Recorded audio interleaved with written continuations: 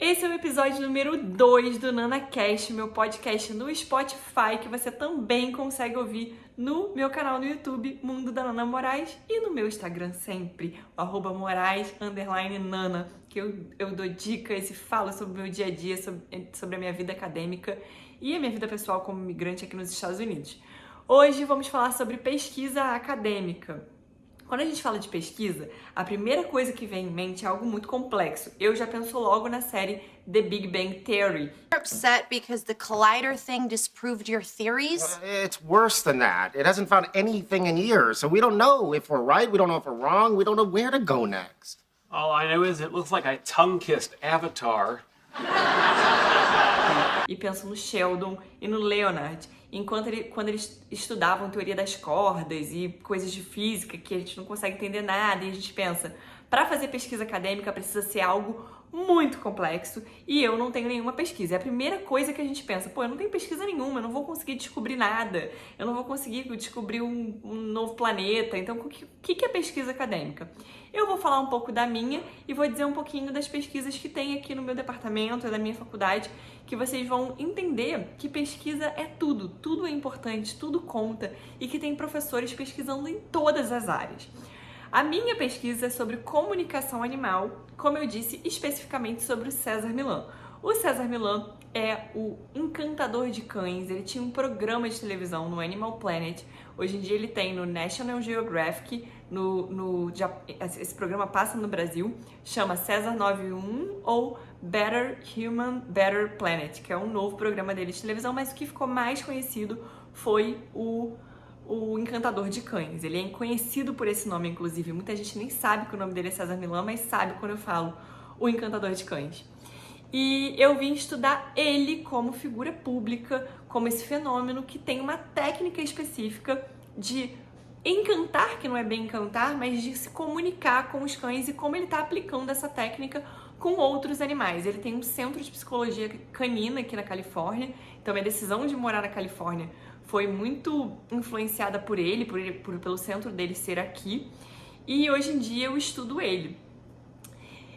Mas o que eu tô tentando descobrir, o que eu tô querendo inventar? A pesquisa tem que ser uma coisa inovadora? No meu caso, é inovador porque eu sou a primeira pessoa que estuda o César Millan como figura pública e como comunicador animal. É a primeira pesquisa científica que tem sobre ele. Mas em geral, a gente começa agregando em pesquisas já existentes de professores que já estão aqui há muito tempo e que precisam de mais pessoas trabalhando na pesquisa. É para isso que a gente vem para cá. O meu professor, no caso do meu professor, ele trabalha com comunicação de golfinhos. Ele está estudando isso atualmente, como os golfinhos se comunicam com as pessoas. Então, a minha pesquisa sobre o César Millan e sobre a técnica dele talvez agreguem algum valor à pesquisa do meu professor. A minha pesquisa está muito no início, a do meu professor, é claro, está muito mais avançada que a minha, mas a ideia é essa, pessoas que tenham uma pesquisa parecida com a sua. E se você tá pensando, poxa, mas eu nunca fiz pesquisa acadêmica na minha vida, eu vou dizer para vocês que vocês já fizeram sim. Se vocês têm graduação, vocês fizeram o seu TCC, que é o seu trabalho de conclusão de curso, e o TCC nada mais é que uma pesquisa acadêmica. Às vezes é uma pesquisa meramente bibliográfica ou comparativa, mas é um tipo de pesquisa. A gente tem a ideia, né, até muito influenciado por séries de televisão, por filmes, de um laboratório de pesquisa e tal. Para minha área de humanas, a minha pesquisa tá toda aqui, na minha cabeça. É onde a gente lê, onde a gente entende, onde a gente filosofa e a gente consegue criar e entender novas teorias. Eu vou falar do meu background e de como que eu cheguei no César Millan. Como vocês sabem, eu falei no primeiro episódio, eu sempre fui protetora dos animais, eu sempre resgatei animais e ninguém me disse que eu deveria fazer isso. Eu fiz porque eu queria.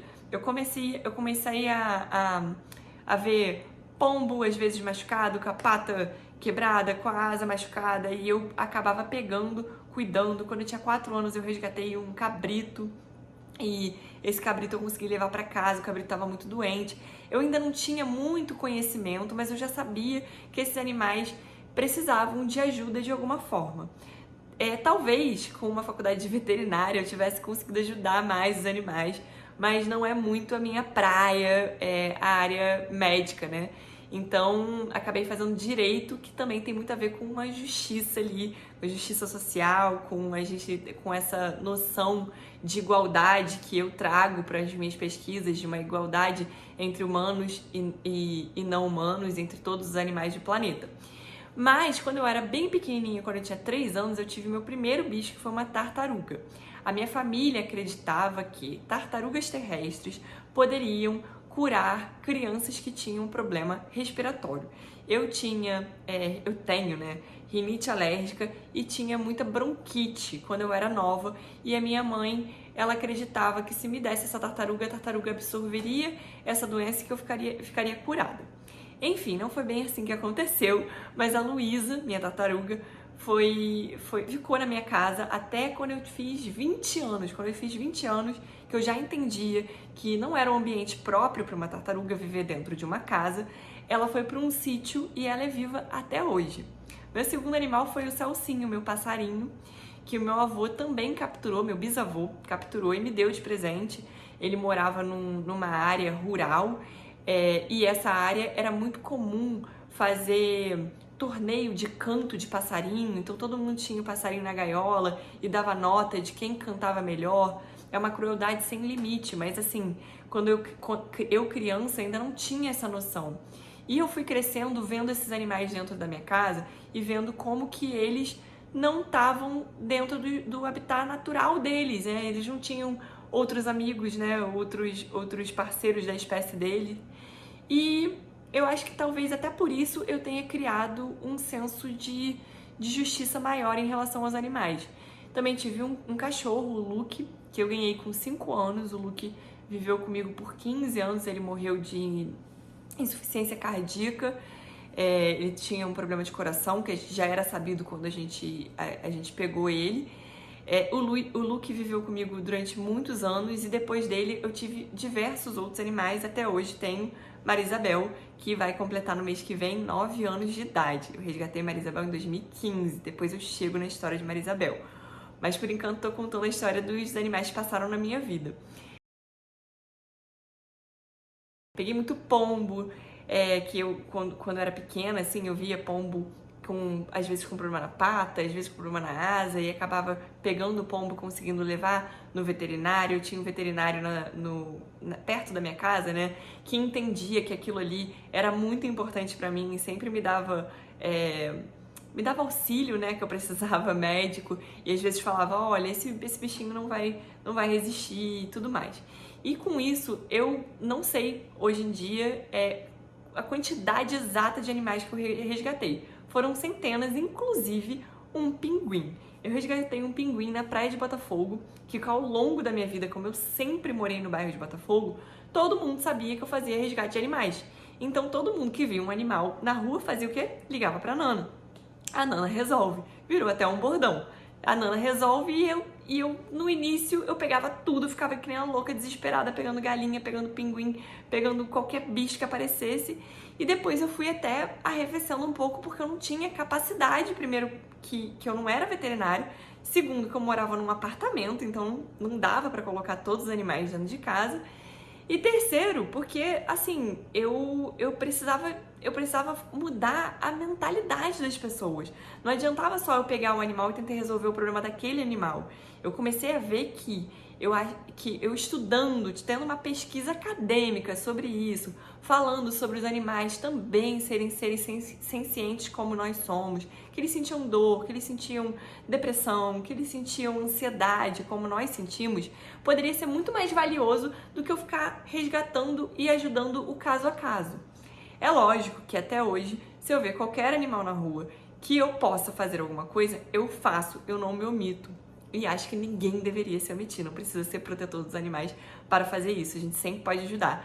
Mas eu tentei parar de ficar igual uma louca pegando tudo quanto é bicho, porque eu já levei filhote de pombo, pintinho, galinha. Esse pinguim foi algo surreal, assim. Um gari da praia de Botafogo me ligou, consegui meu telefone, me ligou e falou: Nana, tem um pinguim na praia de Botafogo. Eu falei, cara, o que eu vou fazer com um pinguim? colocar ele na geladeira, que é a primeira coisa que eu pensei e falei, ele deve estar morrendo de vontade de ficar no gelo. E falei, não vou pegar esse pinguim, vou deixar pra lá.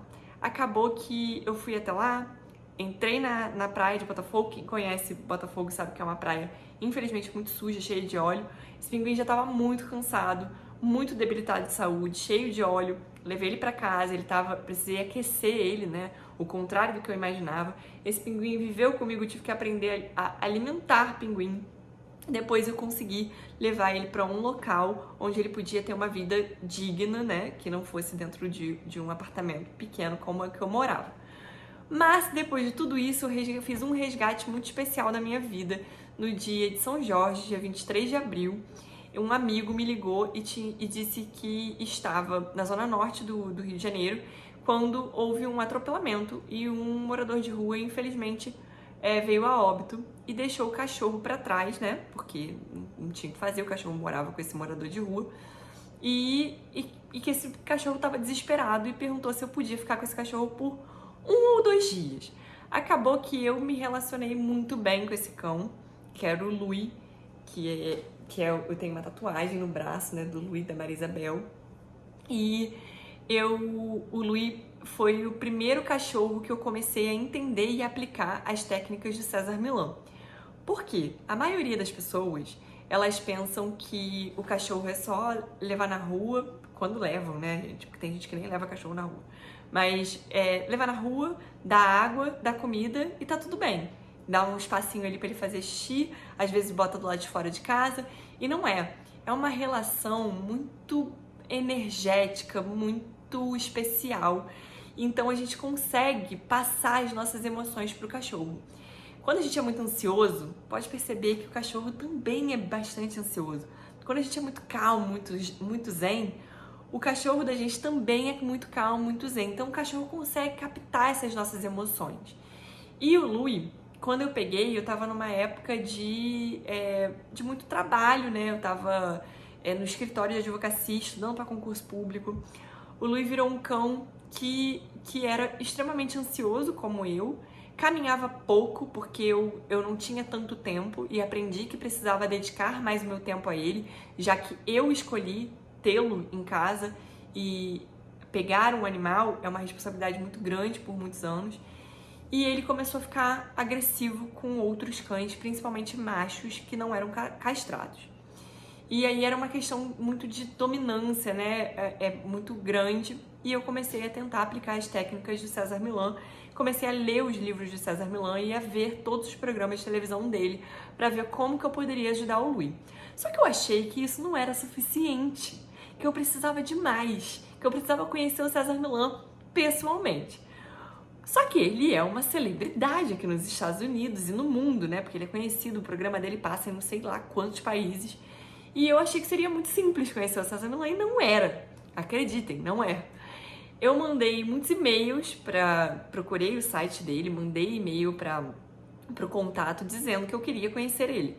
E não tive resposta, por óbvio. E comecei a pedir para uma vizinha minha, Renata, que morava no meu prédio. Ela trabalhava numa empresa que fazia muita ligação internacional e tal. E aí ela falou assim, eu vou ligar pro César Millan, então vamos tentar falar com ele. Ligamos pro Centro de Psicologia Canina dele na Califórnia pra falar. Eu também não dominava super o inglês pra falar por telefone, né? Porque é completamente diferente você falar com uma pessoa pessoalmente, que você consegue fazer gesto, expressão facial e tal, e você falar por telefone. E aí ela ligou, ela dominava mais o inglês, e falaram, olha, a gente não vai dar a agenda do César Millan, você pirou? E aí eu falei, caramba, como é que eu vou conhecer ele? Porque eu tô muito longe. E eu olhei no site, e eu vi no site dele que ele tinha uma agenda de shows, porque ele dá palestras pelo mundo, na Europa e tudo mais. E aí eu vi que tinha uma brecha na agenda dele de uma semana, no mês de abril, exatamente no mês de abril, que eu já tinha o Louis, eu tinha pego o Louis em 2012, a gente estava em 2014 para 2015, ele tinha uma brecha na agenda. E eu falei, cara, eu vou comprar uma passagem e vou para os Estados Unidos nessa brecha. Porque se esse homem tem um programa de televisão, ele tem que gravar esse programa em algum momento. E se ele tem essa brecha, deve ser a época que ele grava os episódios dele. Dito e feito. Peguei minha malinha, viajei para Califórnia, vim para cá. Chegando em Los Angeles, Fiquei uns dias em Los Angeles, conheci a cidade, claro, e resolvi ir até lá num sábado. Nesse dia, quando eu acordei no hotel que eu estava hospedado, estava tendo uma manifestação na rua. Era uma manifestação que uma menina tinha morrido, eu não lembro nem qual foi a causa-morte, qual foi o problema que causou uma manifestação tão grande. Então tava tudo parado, não passava ônibus, não passava carro, as ruas todas fechadas. E aí eu falei, como que eu vou sair daqui? Nessa época, em 2015, ainda não tinha Uber no Brasil. Eu conheci um brasileiro que falou, olha, aqui tem Uber. E aí eu falei, como é que faz? Ele falou, tem um aplicativo, uma forma de transporte que é um pouco mais barato que o táxi. Eu falei, bom, quero saber sobre isso. E aí o cara do hotel, vendo que eu tava desesperada na porta do hotel, querendo sair, falou, olha, pra onde você quer ir? E eu queria ir pra Santa Clarita, onde estava o César Millan. Ele falou, por que você não vai pra mais longe daqui e de lá você pega o Uber? Ele me deu as direções, eu consegui, eu não me lembro muito bem, mas eu acho que de metrô, eu consegui pegar um metrô e ir pra uma outra cidade. E de lá eu peguei um Uber. E o cara do Uber era um latino, um motorista, né? Eu fui conversando com ele, eu tô indo pra conhecer o César Millan. E ele, quem é César Millan? Ele também não sabia quem era. E aí a gente foi andando. Santa Clarita, para quem não sabe, no mapa, se você der uma olhada e pesquisar, você vai ver que é tipo um deserto, não tem nada. Só tem o centro de psicologia dele e no entorno não tem absolutamente nada. E o cara já começou a achar a minha história muito estranha. Ele falou, você tem certeza desse endereço que você tá indo? Eu falei, tenho certeza absoluta. Eu tô indo pra conhecer o César Millan. Fomos, chegamos lá, a estrada de terra, sabe? Não era cimentado, não era nada. Eu cheguei muito feliz, escutei um bando de cachorro latindo, falei, é aqui. Só pode ser aqui o centro de psicologia. E o cara falou, cara, eu tô sem internet. Você tem certeza que você vai ficar nesse fim do mundo? Eu falei, tenho.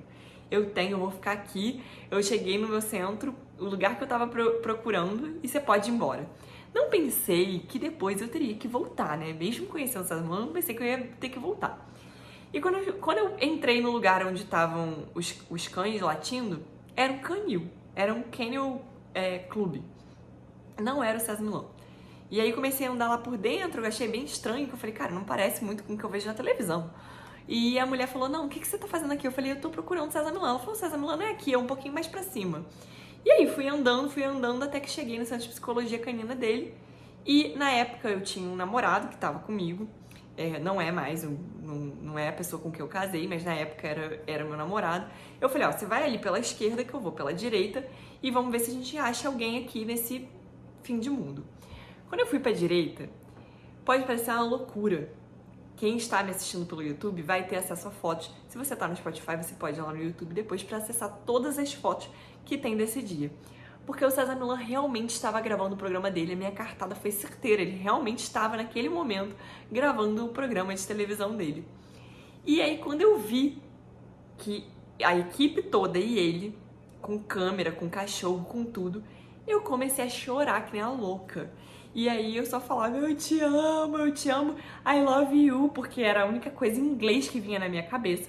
E fazia, tipo, como se eu fosse vomitar, porque eu estava extremamente nervosa. Eu tive muita fé em mim. Pô, eu comprei um ticket, fui pra lá, saí do meio da manifestação, consegui pegar um Uber, coisa que eu nunca tinha feito na minha vida, nem tinha no Brasil ainda. Consegui chegar no centro de psicologia canina, numa estrada de barro, mas eu não tava preparada para o momento que eu ia encontrar o cara que eu era muito fã, que eu já tinha lido todos os livros, que era, sei lá, um deus pra mim. Não tava, assim, preparada psicologicamente para esse momento. E aí ele parou a gravação. Eu lembro que ele prendeu o cachorro que tava sendo treinado, né? Até por uma questão de que eu tava muito nervosa e isso pode desequilibrar ou pode causar algum tipo de problema ali. E ele me atendeu. Ele autografou meus livros, me colocou sentada, porque eu tremia tanto que eu falei, eu vou desmaiar, né? Eu quase desmaiei. E me colocaram sentada no sofá e falaram, calma, toma essa água. Eu tenho a garrafinha de água até hoje. A minha garrafa de água que ele me deu. E ele falou, você quer participar da gravação do programa comigo? Tipo assim, era muito mais do que eu podia imaginar. Eu falei, óbvio, eu quero. E aí fiquei ali no finalzinho, ele tava gravando o fechamento do caso desse cachorro que por acaso se chamava Louis, que era o mesmo nome do cachorro que eu tinha resgatado. E eu tive a oportunidade de falar pra ele sobre o meu Louis, sobre como ele tinha começado a ficar agressivo, como que eu comecei a usar as técnicas dele pra poder ser seguro sair com o Louis na rua, pra eu conseguir tentar reabilitar, porque quando o cachorro tá nesse estado emocional desequilibrado, é ruim pra ele, porque ele fica muito ansioso, ele começa a ser privado de determinadas coisas e a nossa mente tem que estar num estado de tranquilidade, de paz. A mente de qualquer ser vivo tem que estar nesse estado de equilíbrio total pra gente conseguir viver uma vida tranquila. E aí ele me mostrou o Centro de Psicologia Canina. Na época, esse meu namorado já tava assim, falando: ai, você acha que ele é exatamente o cara da televisão? Esse é programa de TV. Ele deve ser, nossa, ele deve ser muito bobo, babaca e tal. E o cara era incrível, do jeito da televisão. E eu pude ver ele gravando o programa, ele realmente tem o... Quem conhece ele sabe desse chi dele e do estalar de dedos. E todos os animais ficam, tipo, em perfeita harmonia. Eu vi pitbull, cachorros sem raça definida, Yorkshire, todos os cachorros que você pode imaginar andando sem coleira, junto com lhama, com cavalo, galinha, com... como chama? Avestruz. Eu vi tudo quanto é animal andando junto em harmonia e pra mim aquilo ali foi inacreditável. Depois de uma volta no Centro de Psicologia Canina, de ter contado um pouco, ele falou assim: eu queria ir no carnaval no Rio de Janeiro. Para quem não sabe, eu sou de uma escola de samba, sou muito apaixonada pela São Clemente, falei da São Clemente pra ele. E falei: olha, você pode ir pro Rio de Janeiro, óbvio, pode ficar lá na minha casa, inclusive. E aí ele falou: olha, foi muito bom te conhecer, um beijo, né? E tipo, me deu tchau. E eu falei: cara, e agora? Como é que eu vou embora? Aí ele perguntou o hotel que eu tava hospedada, eu disse o nome do hotel, e aí ele falou assim: ah, tá bom, então tá, um beijo, tchau. E ficou, eu falei: cara, e agora? Eu comecei a internet, como é que eu vou fazer? Como é que eu vou voltar? E eu comecei a andar, meu namorado na época me enchendo o saco, falando: tá vendo? Tá vendo? A gente não vai conseguir sair daqui, estrada de terra. E eu tava assim: eu vou sair voando, eu não quero nem saber. Eu vou sair feliz daqui, porque eu consegui realizar meu sonho. Aí logo depois veio um carro atrás de mim, era a maquiadora do César Millan. Ela falou: você tá sem carro, né? Aí eu falei: tô. Aí ela falou: você sabe que você não consegue sair daqui, né? Eu falei: imaginei. Ela falou: vou te levar até um lugar onde você consiga pegar um ônibus. Você tá hospedada, o César falou que você tá hospedada em Los Angeles, e aí você vai conseguir pegar um ônibus até a cidade. E aí eu falei: ah, tudo bem. Fomos conversando dentro do carro, e aí eu achei que aquilo era um sinal, né? Porque a minha loucura, ela foi além. Eu falei: o César Millan perguntou meu hotel, ele mandou a maquiadora dele atrás de mim. A maquiadora perguntou quem era meu namorado, eu falei que era meu irmão, que eu não sou idiota, que na época eu falei: não, que é isso? Esse namorado que tá botando a ziquezira do caramba no meu encontro aqui. Eu falei: não, vou falar que ele é meu irmão, que é um chato, um pentelho. Tanto que o namoro terminou, né, gente? Meses depois. E fui pro hotel toda feliz pensando: ele vai me mandar flores, a gente vai ter um contato. E não tivemos, por óbvio que isso é só uma loucura da minha cabeça. Eu já tinha conseguido o inimaginável, que era encontrar ele e participar de um programa de televisão e ver como ele realmente tratava os animais. Eu já tinha conseguido isso, voltei pro Brasil muito feliz, mas pra mim não era suficiente. Então isso foi em 2015, abril de 2015. Depois disso, em 2019 eu fiz o meu mestrado e em 2021 eu apliquei aqui para as universidades. Quando eu apliquei, eu já disse que o meu tema de pesquisa era esse: comunicação animal e a técnica do César Millan. Porque é o que realmente acredito. Eu acredito que as pessoas podem viver num planeta onde elas se respeitem mutuamente, independente da espécie, se a gente é humano ou não humano. E acho que a técnica dele, acredito muito que a técnica dele pode fazer com que nós vivamos em um ambiente mais harmônico. E os meus professores compraram a minha ideia mesmo sem ter a menor ideia de quem era o César Millan. Acredito e espero muito que todos esses vídeos que eu tenho feito, podcast, um dia cheguem a ele, porque ano que vem, se Deus quiser, eu vou estar pesquisando ele dentro do Centro de Psicologia Canina, junto com ele. E eu espero que ele saiba de toda a saga que eu tô enfrentando há 9 anos pra, de fato, trabalhar com uma pessoa que eu admiro e que eu acredito que pode mudar o planeta. Então, se você tá pensando que você não tem pesquisa acadêmica, eu tenho certeza que você tem, porque você fez seu TCC na graduação e você pesquisou alguma coisa, você fez uma pesquisa bibliográfica, você fez uma análise, talvez, de dados, e aí isso já é uma pesquisa, já é uma faísca. Eu tô contando toda essa história e vocês devem saber a história de vocês, né? Que a história de cada um ela é muito particular, inclusive a formação acadêmica também, ela é muito particular, é de cada um. E vocês sabem também o que move vocês, o que é pesquisável, o que pode gerar algum resultado positivo para algum programa acadêmico. E eu busquei lá dentro de mim alguma coisa que eu realmente fosse apaixonada e que eu pudesse relacionar com antropologia, porque meu PhD é em antropologia, e que eu pudesse usar o direito, que é da minha graduação, em conjunto, né? Porque tem uma ideia de justiça, tem uma ideia de ciência, de melhoria da legislação para a questão de proteção animal, mas também tem para a antropologia a relação humano e animal. Então, o que eu estou fazendo?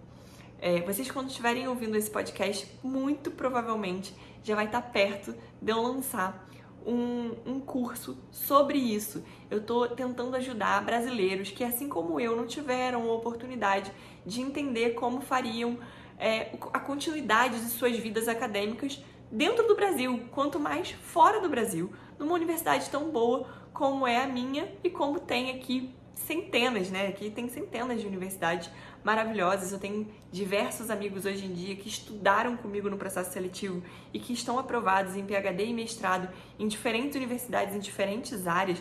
Tem na área de arquitetura, na área de história, na área de criminal justice, tem diversas áreas. Então, tem espaço para todo mundo, tem pesquisa para todo mundo, e mesmo que a sua graduação seja uma e você tenha interesse de mudar de área, a pesquisa ela pode flutuar por diversos programas.